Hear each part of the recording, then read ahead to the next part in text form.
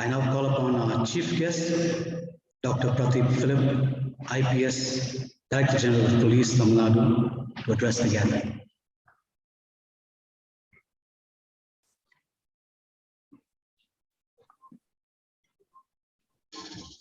Great evening, everybody. I trust all of you can hear me and see me. Thanks for the response from the MC. The respected Chairman of the Board of Management of the Laidlaw College, Mr. Norman Wood, a good friend whom I met recently on my visit to Ooty, the dynamic, erudite, affable principal, Mr. Gary Everett, his better half, Mrs. Everett, members of the Board of Management, members of the faculty of this esteemed school, all the prize winners, and all the students attending the 107th prize day of this great school, the Laidlaw Memorial College. It's indeed a wonderful occasion to join you even online. We are living in challenging times when we have to adopt new methods to deal with new challenges.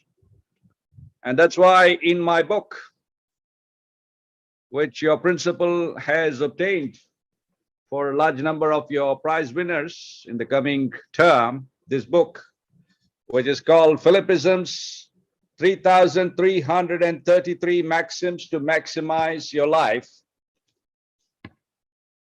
This is the world's largest number of maxims or proverbs written by a single individual in all languages. It took me 10 years to write this book. And basically, I summed up the essence of my experiences, the gleanings of wisdom that I obtained both by study, by observation, and more in the crucible of life's tough experiences. And one of the maxims I wrote is illustrative of this period in which we are now going through, the pandemic. Change challenges us, but challenge changes us. Change is constantly happening, but the change that we adopt for ourselves is a challenge.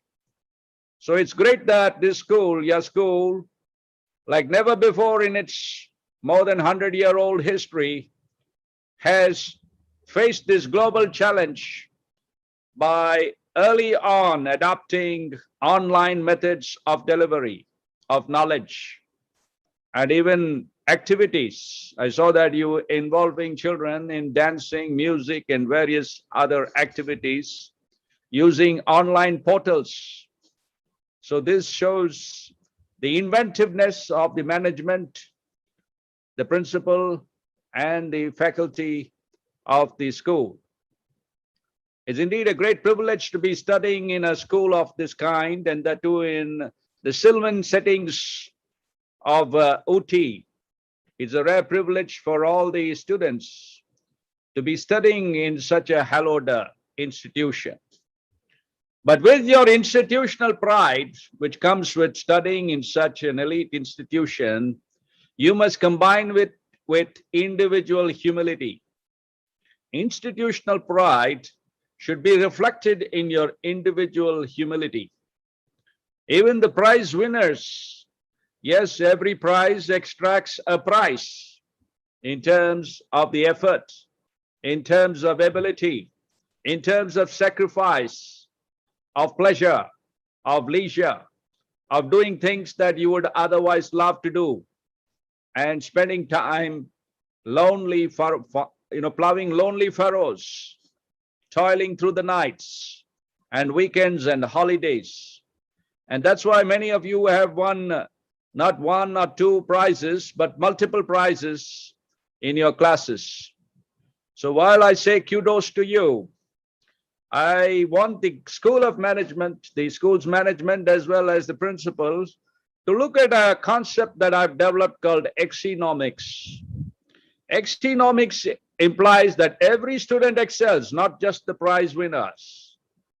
And every student has a potential for excellence. It might not be in mathematics or literature or history or physics or in academics, but it could be in a certain niche area.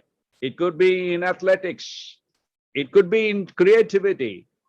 It could be in art or in adventure, in the love of adventure, or in their very attitudes.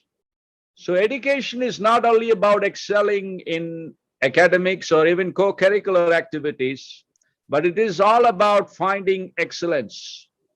And this concept of exenomics, a global interdisciplinary discipline that I founded as long back as 2006, and thought about it and wrote and shared with principals, school managements, students across the globe through the net as well as in person.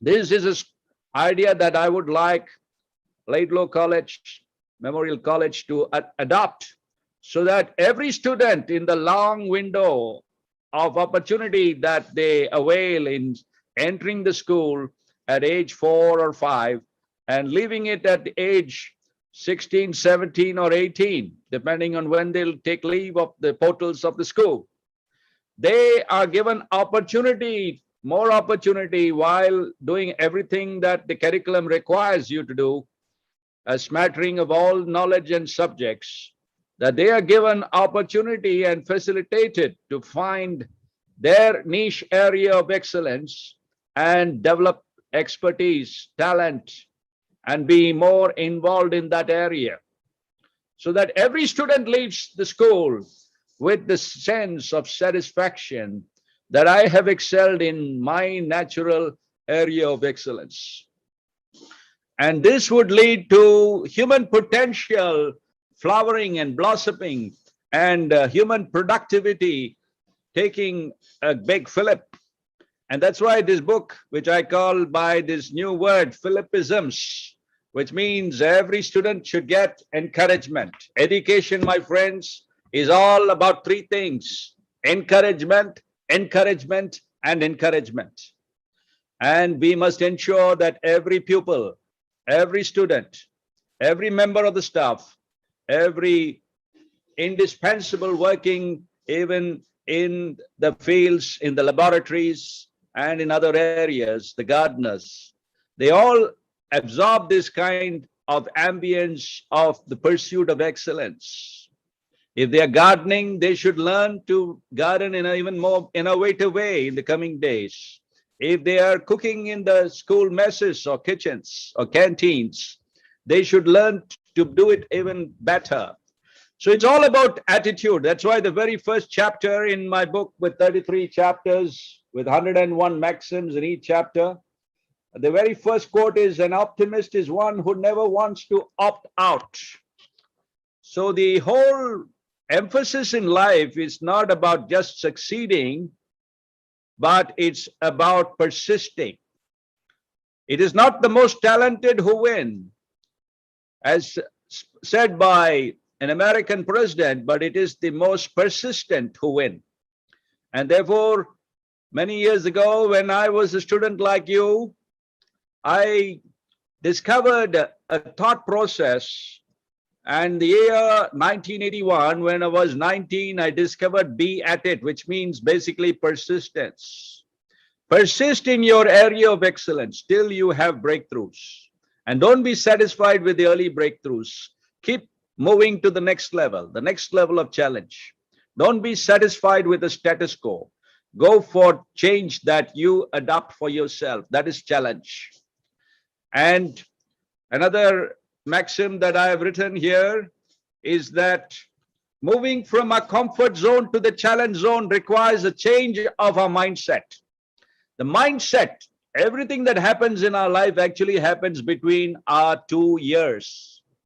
Everything that happens in a whole year, like 2021, is determined by what happens between our 2 ears, our mindset, our thought process.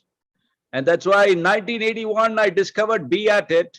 And I said this could be part of the key that I'm looking for, a soul pulse, a thought process that will continually enable me to discover my source of excellence, to keep improving.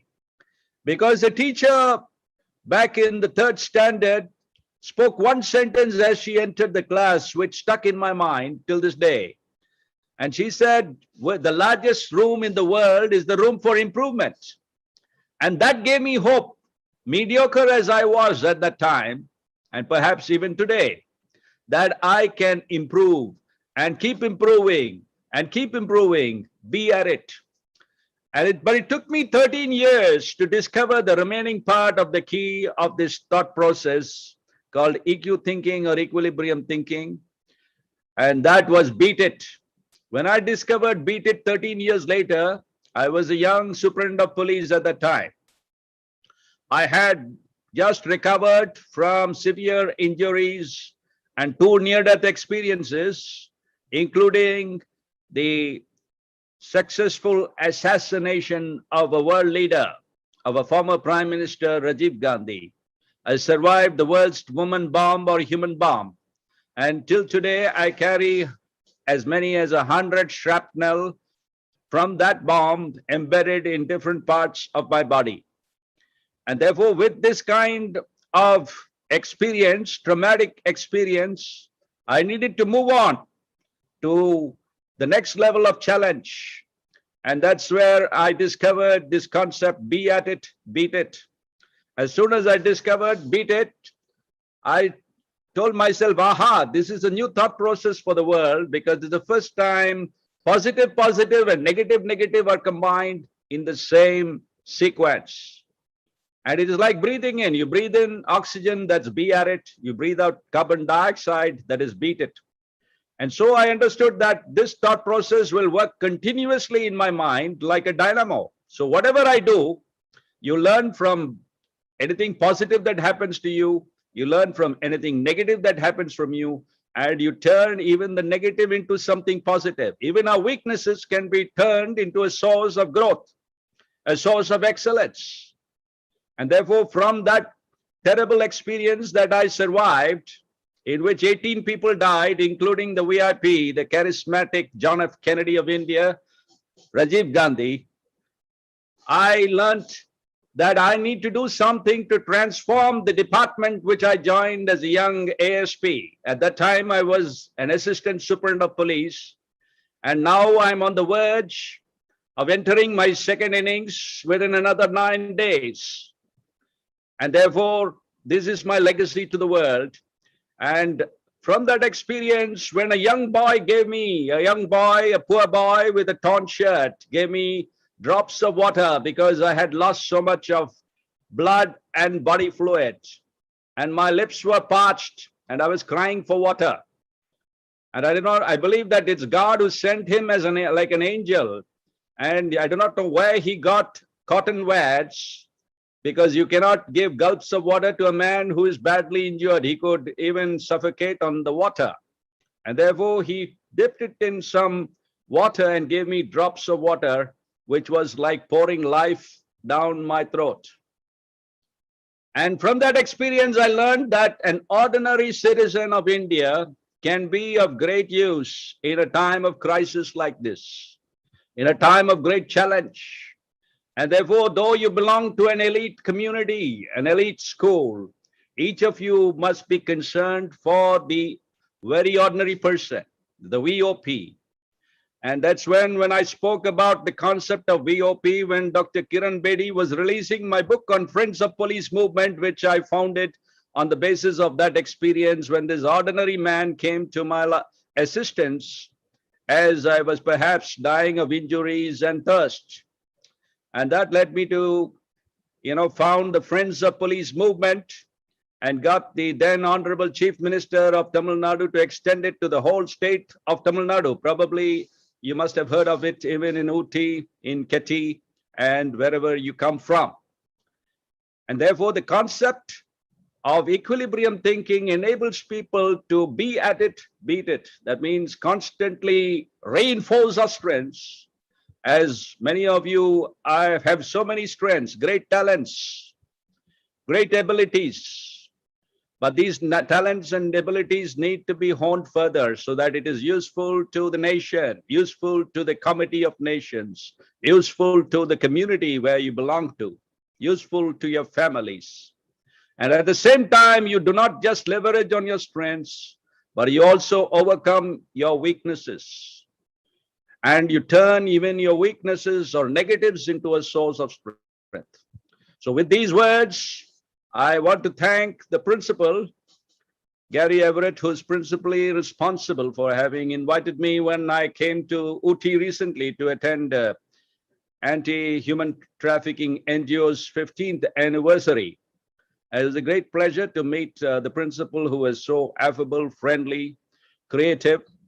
In fact, he sent me a book, a picture of my book sitting on a table with a bouquet. And that is one of the prettiest pictures I've seen of my book. And that led me to share on social media about my book, that a book that is as pretty as a bouquet of beautiful flowers and as decorated as a policeman's chest. So once again, I wish all the students who won prizes and also those who are in pursuit of that kind of excellence, that every student shall excel who belong to your school. Every member of the staff shall excel, so that you are continually on the path of improvement. May God bless you. My prayers, best wishes, and blessings with every student who is passing out in this cohort of students. God bless you. Thank you. Good evening, Dr. Philip. I think that was one of the most mesmerizing speeches that we have heard in a very, very long time. And it's going to be remembered by each and every student.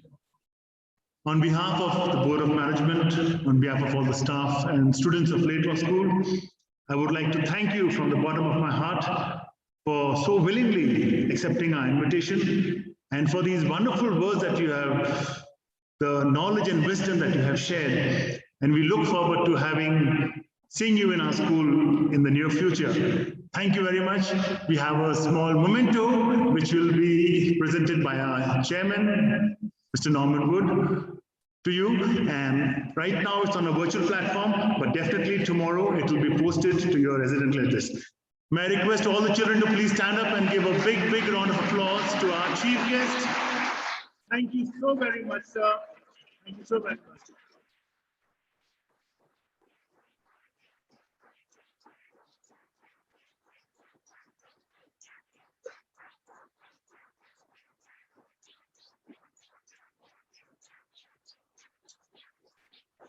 Thank you very much.